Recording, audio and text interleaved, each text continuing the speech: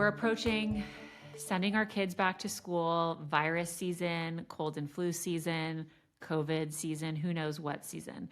So I really wanted to enlist the wisdom and guidance of Dr. Wendy Hunter. She's a pediatrician, also has a really great podcast called the Pediatrician Next Door. And we're just going to dive right into all the things that parents are nervous about, anxious about, not concerned about when it comes to sending your kids back to school so we can be better prepared for this fall and winter season. So let's jump right in. I have so many great tips for you about keeping your kids at school and not sick and at home.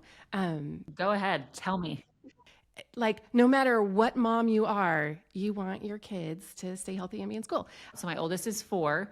And then I have a 2-year-old, and then I'm going to be bringing a newborn in. So I'm, nervous about getting the newborn sick because it's something that I didn't have to think about or deal with my first 2. Because they were COVID babies and because they were COVID babies. Mm-hmm. And I, when I had my second one, my first one was still so young, so I didn't have to think about her being exposed to certain things and getting her sister sick. And so it's just like a whole part of the kind of anticipation of having a newborn that I'm thinking about, and also, her being in preschool with kids who are sent to school very sick. That's a great place to start, because this is a second time or third time mom's biggest fear is the baby getting sick. And then we can go on to all the things that you can do to protect your school age kids from getting sick. Great. To start, I don't know how everyone feels about vaccines, but there are vaccines mom can get while she's pregnant that will protect her newborn when they're born. And then you also want to get everyone who's going to be around the baby when they're first born to be protected from lots of things. And that's like the flu shot? Yeah, exactly. But there are others. So one really important principle to understand, because I love to come from a science-backed space, is that when the baby's born, they have all of mom's immunoglobulins from when they were inside, and they are active until about 6 months of age. So this is one reason we can't give the measles vaccine until a baby's 12 months, because we need to make sure that mom has no more measles immunoglobulins that are inside the baby that will compete with the vaccine. So your baby's pretty well protected against all of the goo that your older kids have brought home while you're pregnant. So like if your 2-year-old gets hand, foot, and mouth and you're kind of exposed and you make some immunoglobulins, those go straight across the placenta into your baby. The unborn baby has protection, but they go away by 6 months. That's why your kids start getting sick at 6 months. So that's a first really important principle. So mom can get immunized for whooping cough. That's the Tdap vaccine while she's pregnant. And she should get that between 27 and 36 weeks of pregnancy. And that will provide awesome protection for your newborn. But now there's the new one. There's the new RSV vaccine for moms. And that will protect a baby, again, for at least the first 6 months of their life. And you can get that between 32 and 36 weeks. And we only do that September to January. So you can get yours in September, and your baby is going to be protected against RSV, which is like magical, because that is a horrible disease. You can do the COVID vaccine that probably provides protection, and definitely the flu vaccine while you're pregnant. So those are options. And then you also want to make sure that like your grandparents are vaccinated for things like pneumococcus and shingles before they come visit the baby. And of course their Tdap, because you don't need them to breathe their shingles or their whatever onto your newborn baby. And everyone is always contagious before they get sick. So your kids are like super contagious the day before they have flu symptoms. They're spreading that flu virus all over the place. So that's an important thing to know too. Love that. All of my adult friends and family that would even be near my newborn and were near my newborns before, they know that I'm like very strict on who's coming around my baby, who's going to be coming in the space, just because I don't understand why anybody with a newborn would even invite random people over to begin with. Yeah.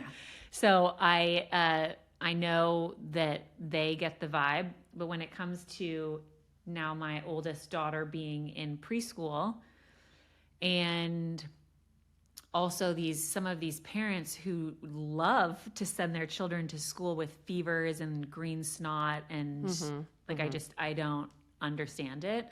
And get, my oldest sick, which then comes home and gets my younger one sick, which then I'm up in the middle of the night with them. So I get sick and then I'm nervous about getting my baby sick. So help me. I've got great ones. Okay. So the newborn thing is easy. You just don't invite a lot of people around, and it's not hard to ask people to wear masks now if they are going to lean into your baby's face. And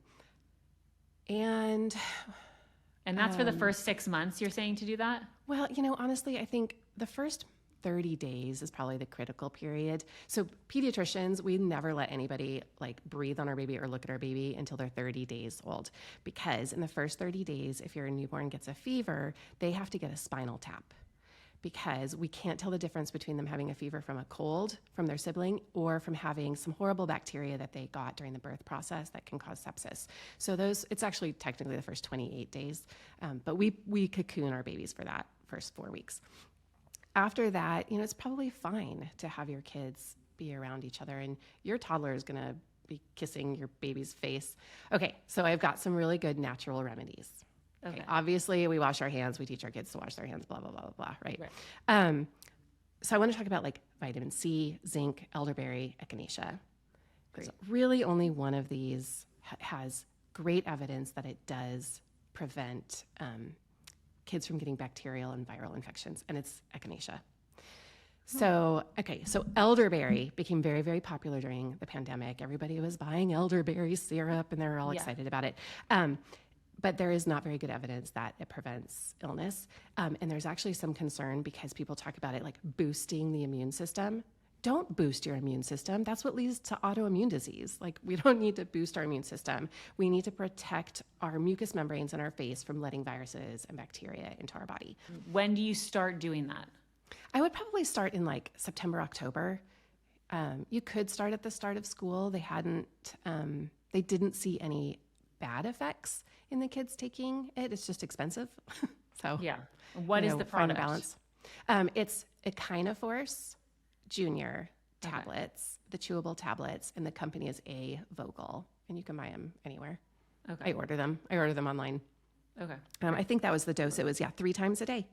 Mm-hmm. Great. Okay. So that's number 1. Yeah. Start right there. That's where we start. Zinc can shorten the course of an illness. So if your kid gets sick, you can start zinc right away.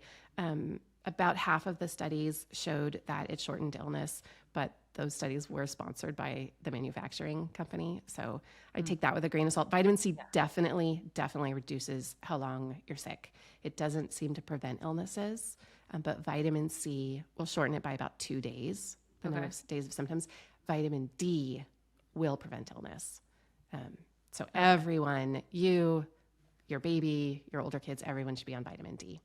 And is that the vitamin D, the vitamin D droppers that are by Mary Ruth's?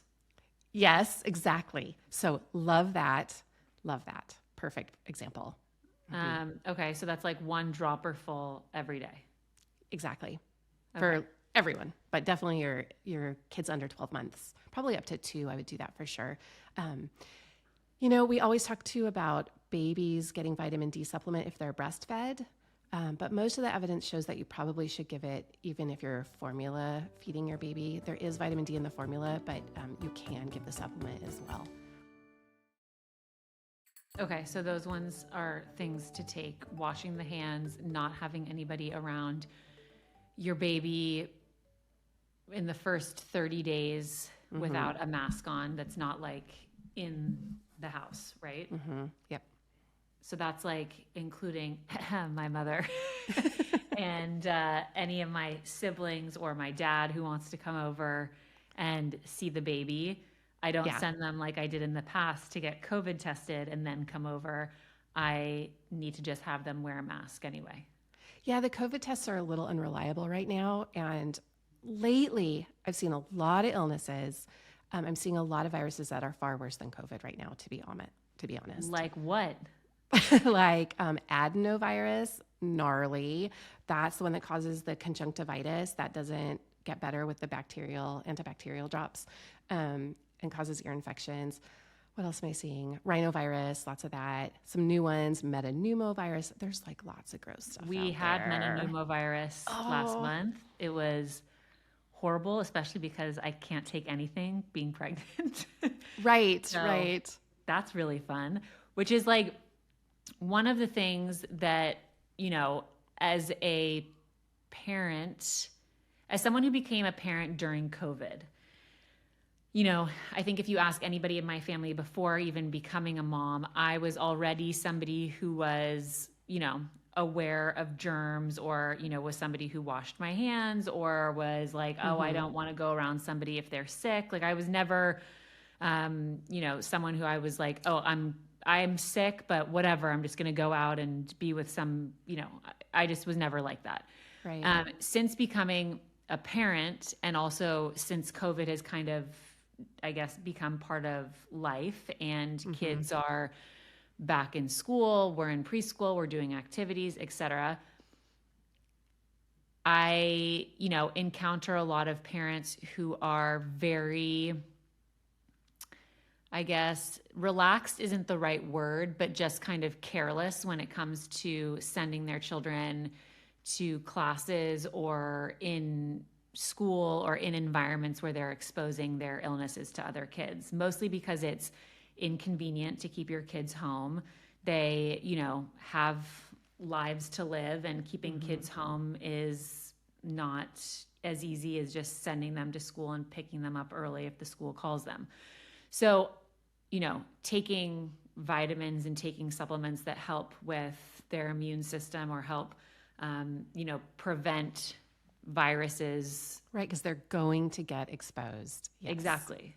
So what else can we do as parents to kind of prepare ourselves with that so we don't have these confrontations? I saved one more really hot tip for you. Give it to me. Okay.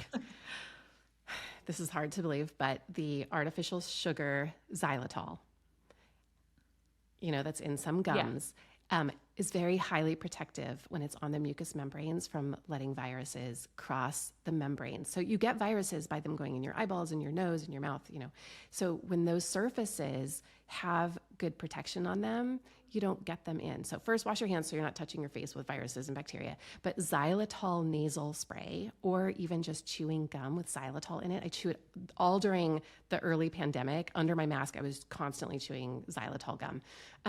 So the brand that I know of, there probably are others, is Xlear. Just spray that in your child's nose before you get on an airplane, or once every morning before they go to school, and that can be protective in terms of letting viruses in. And then the other one I really love is, and I'm going to go into a lot of depth here, but nasal saline spray. So I don't know, do you use that on your kids? So I did when my youngest was sick for the first time. I did it, and my oldest, she got sick from my older one.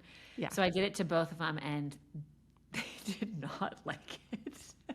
Okay, well, we're going to talk about how we're going to make them like it. Yeah. I mean, I was like, I will give you a lollipop. I'll get please just let me, because also when they're so young and then they get congested, you can't do anything, and it's so sad because they don't know how to blow their nose. So, how can I get them to like that? Okay. I'm totally on board with bribery. If a child is bribable, Great. Go for it. Okay. So let me tell you the compelling evidence so that you feel motivated to be like, no matter what, I have to do this. So, we think and adults too, we should be using nasal saline rinses, because saline, it doesn't just wash out the mucus, which is what we imagine it doing. So we're talking about a neti pot or a nasal saline rinse kit. You squirt water in one side of your nose, it comes out the other side of your nose. You hear your ears pop. Sometimes it comes out your eyeballs. You feel it go down your throat. It feels like you got hit in the face with a wave, right? So the truth is that the chloride ions, so there are chloride ions in sodium chloride, which is saline. The chloride ions go into your white blood cells, and they help produce a substance called hypochlorous acid. And that actually is antiviral and antibacterial and antifungal as well. So it actually stimulates that defense. It also washes out all of the little respiratory hairs. They're these little fingers, microscopic, that line your respiratory tract, and they go they beat and they push mucus out. when they get all gummed up when you have a cold, they don't function. So saline works in both of those ways. So for kids, they make the little saline dropper for your newborn. And then they make a can that's like a spray can, kind of like Ready Whip. And that one I really like too. But literally, if you have to sit on your child and spray it in their nose, like, I'm okay with that. Let them try and do it themselves. Just tell them, have the doctor tell them they have to do it. Sometimes that helps. But nasal saline spray every day also will really help with allergens and preventing allergies and with preventing colds and treating colds. So that's my other one. Okay, great. So we have to figure out how to get them to enjoy that part of it. Yeah. And then when parents have a newborn, do you tell them to keep their kid in school so they're in the routine, or home from school so the baby doesn't get sick? Oh, before the child's even sick? Yeah. Like if your 4-year-old is not sick, do you keep them home so they don't get the baby sick? Yeah, because I'm like, I want to keep her routine normal. So she's, enjoying things going on. And also at the same time, I feel like that's a great time to be having other kids sent to school sick. So I think, when you're newborn, before they're 6 months old, they really are very well protected by your immune system before they were born. So I think it's really important to send your child to school, your older child to school, to keep up that routine. And your 2-year-old, she needs to get exposed to viruses and bacteria right now. She's been exposed to so many. Because of her sibling. Poor thing. Yeah. Yeah. Everything that my older one has had, my younger one has had, and I have had. So, I mean, that's good. So you're going to have a great kindergarten. No one's going to be sick during kindergarten. I mean, let's just hope. But I mean, I think that there's it's interesting, being a parent, and I'm sure you see this a lot with people and in your practice, but it's interesting to me, parents, because my oldest daughter is in that group of parents who became parents or had a baby during the thick of the pandemic, at a time where we knew nothing about, COVID. We knew nothing about what our life was going to be like.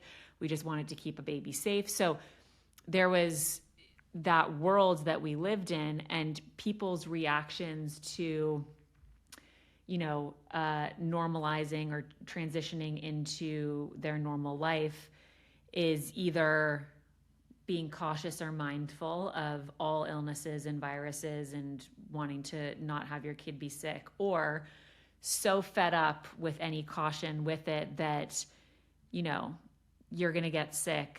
And there were totally the extremes. You're right. Mm-hmm. Yeah, the extremes. And then there are people who are kind of in the middle, if it comes, it comes, whatever. But I had a parent say to me, I'm going to send my kid to school with a virus. And if they have a fever, because all these kids are going to get viruses, they're going to get sick. And so, they may as well all get the virus. And it's much more detrimental to keep my child home from school. It's more detrimental to their social development for me to keep my child home from school than to send him to school and he has a virus and gets some other kids sick.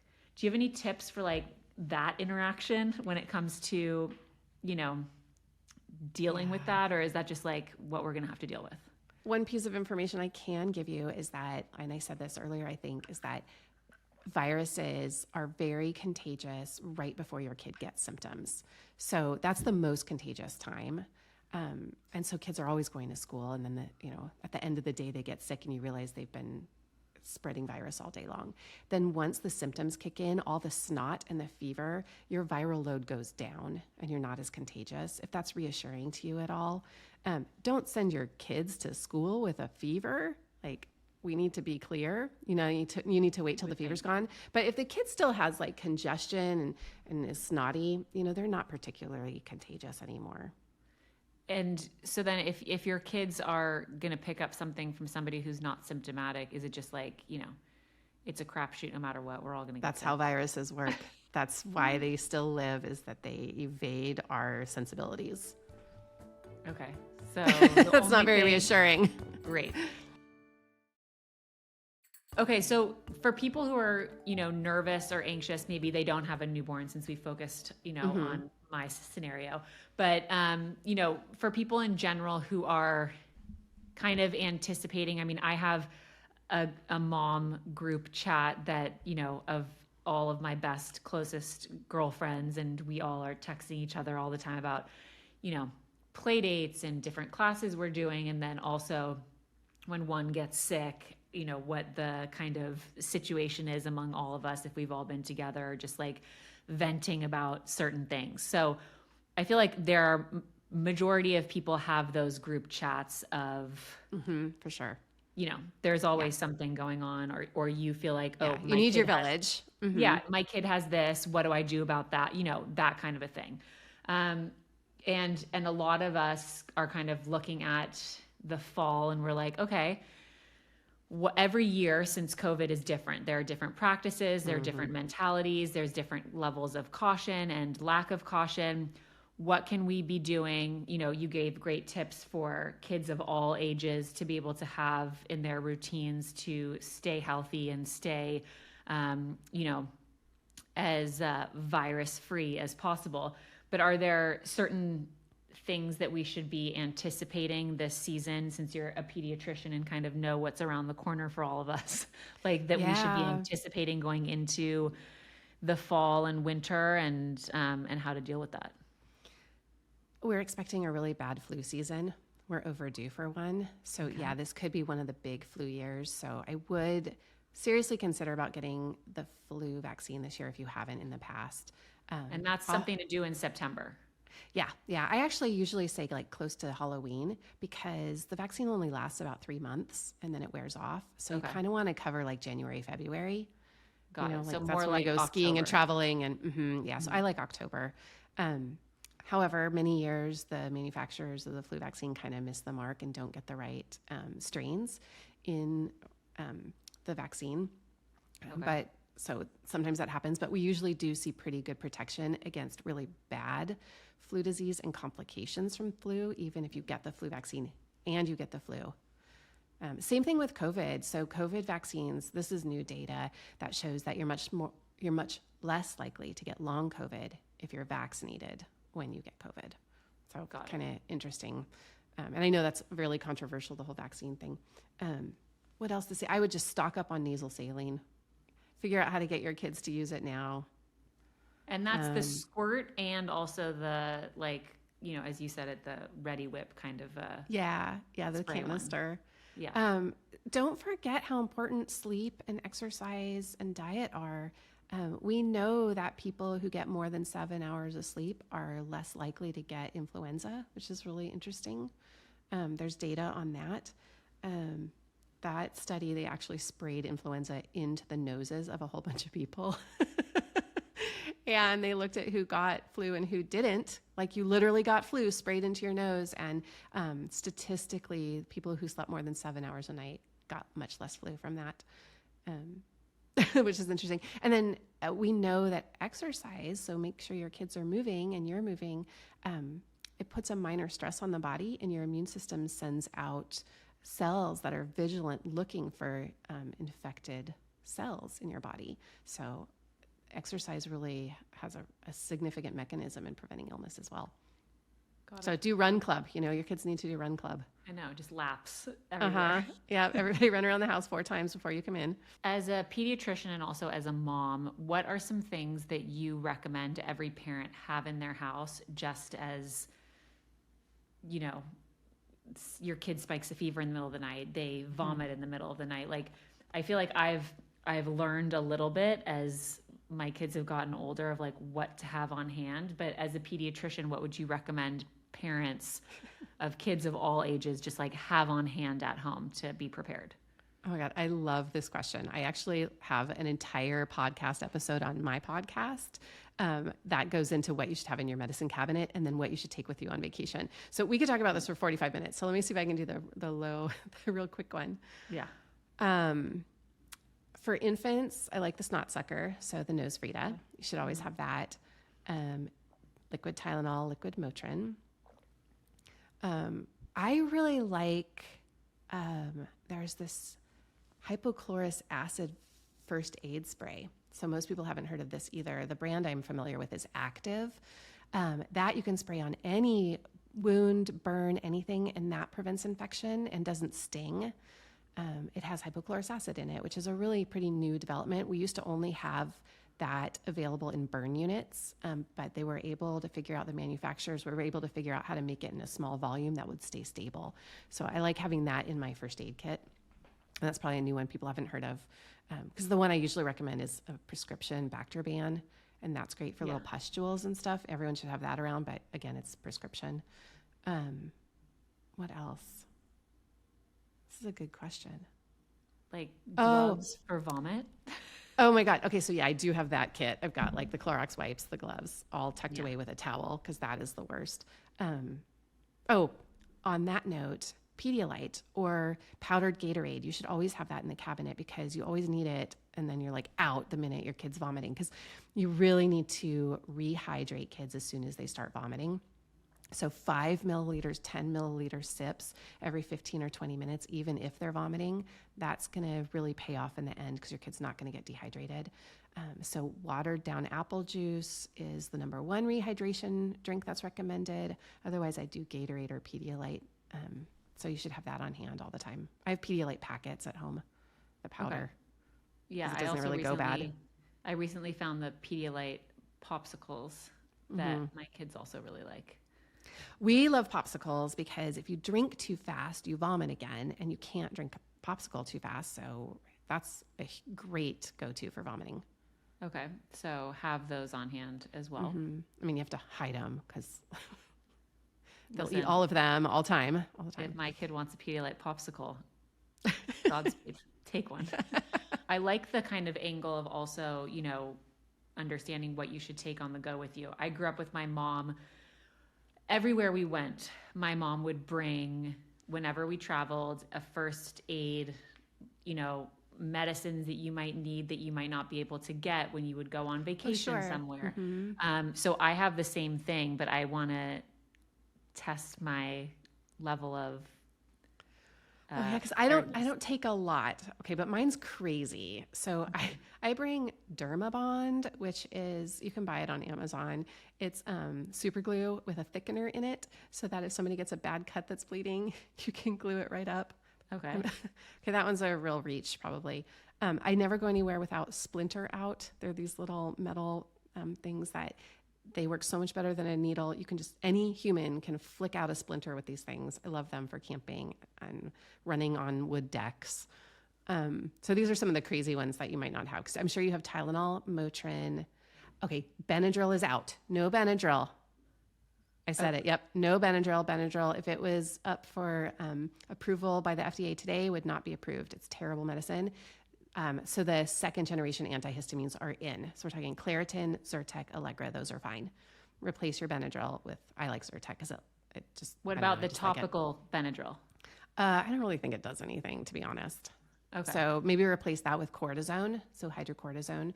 And the ointment is stronger than the cream. So get the Xlear ointment, hydrocortisone, over the counter. And have you are you familiar with Genexa? I love Genexa. Yeah, absolutely. They should come and sponsor my podcast. They really should. I invested in Genexa a long time ago, and I love, before even becoming a parent. So I've actually, I don't have liquid Tylenol. I give my kids the Genexa, the acetaminophen. Yay, I'm going to applaud you right there. So they don't, Genexa is the brand that does not have additives in it or colorants. We have a bunch of it in our office. We have some samples, but I love it. So yes, so your point is acetaminophen is same as Tylenol, but we like the Genexa brand. Ibuprofen would be the other generic brand. And you can buy, Genexa makes that as well. Yeah. And I also like to, I think people also think that Genexa is like a homeopathic thing, but it does actually have the medicine in it, which is important to always like clarify with people, because I'll say to my friends, like, just give, are they teething, or, they are feeling sick, or they have a fever, give them Genexa. And they're like, but does that actually have medicine in it? I'm like, yes, it has medicine in it. It just doesn't have the sugars and the dyes. And it was interesting because I was actually somewhere where I gave my daughter, they didn't have Genexa where we were, and I gave her Tylenol, and she was like, ugh. Oh, that's so cool, because she wasn't used to it was it. way too sweet for her. So yeah, that's a side note on that medicine. But so the Benadryl thing is interesting. I've never been really able to take Benadryl because I'm so sensitive to any medicine. It's garbage. So that's diphenhydramine. No diphenhydramine. Okay. So no, but Claritin Kids is fine. So we're talking about loratadine and cetirizine are the generics for those. And those are in. And is this a recent thing about, I feel like I've known Benadryl is not great, but is this a recent thing amongst pediatricians to not be recommending Benadryl? It's not. We just get really stuck in our ways. It probably goes back 10 years, but we're finally like, okay, we need to tell everyone. So those second generation antihistamines that are not diphenhydramine, which is Benadryl, they work just as fast, they last much longer, and they don't have the side effects that we see with the first generation antihistamines. Okay. Yeah, the side effects of the Benadryl are wild. Like it's like you wipe a person out, an adult. Yeah, don't give them for sleep, because like a lot of people will give them to their child before they take a flight. And sometimes it can have the opposite effect and wire the child. So this is not a good drug. Okay. Okay, good to know. So I feel like I'm going to have your medicine kit. You're to go. Okay, the other one I love, I do not leave home without Zofran. So if your pediatrician will give you Zofran, the anti-nausea medicine, that can be really helpful. Like if you're going to go on a plane or a car ride? It doesn't help with motion sickness. So okay, only, so what does it help? Why would you only need if Zofran? they have like the stomach flu, like if somebody starts vomiting, wait until they vomit 1 or 2 times and then give them the Zofran, and then you're done. It works great for morning sickness as well. I wish somebody had told me that. I was throwing up all the time. Yeah, that's my favorite part. Favorite part of pregnancy. Thank you so much for all this information. I feel like I obviously took notes, but I I'm going to have to go back and listen to this whole entire episode and then get all the links for everything from you, because I'm going to load up on all of this. And then I honestly feel like we should just come back and do a check-in about what the virus situation is when school starts in September, because I know parents are going to be, there's going to be something going around that parents are going to be overwhelmed by and paralyzed by, and, not know how to handle. And also, before we wrap up, I feel that and I experienced this myself, the anxiety that goes along with the anticipation of viruses and illnesses in your children. Oh, yeah. Do you see that a lot in your practice? And if so, how do you help parents kind of manage that? Oh gosh, this is one of the hardest parts of being a pediatrician. It's so heartbreaking too, because a family will come in on the first day their child has a fever and they want me to do something. And they're just, once you're sick, there's just not a lot you can do. I guess I can share something that I heard this morning from a colleague, and I loved this. And this really doesn't speak to illness, but let's see if I'll get it right. The reality of, here it is. Our brains do not know the difference between the reality of what we're experiencing and what we imagine could be the worst in our minds.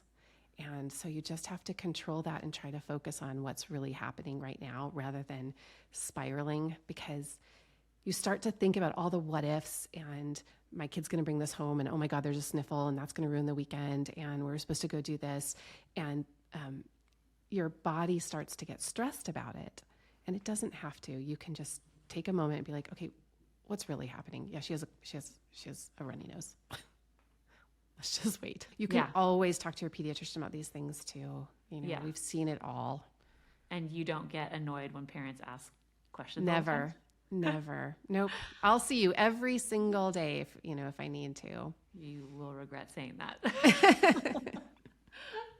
But thank you so much. This was so informative, and I feel like I have such a good game plan going into the fall, and we'll make sure that we link out everything so everybody could also get on that same routine and regiment when it comes to just wanting their kids to be as healthy as possible, whether you have a newborn around or not.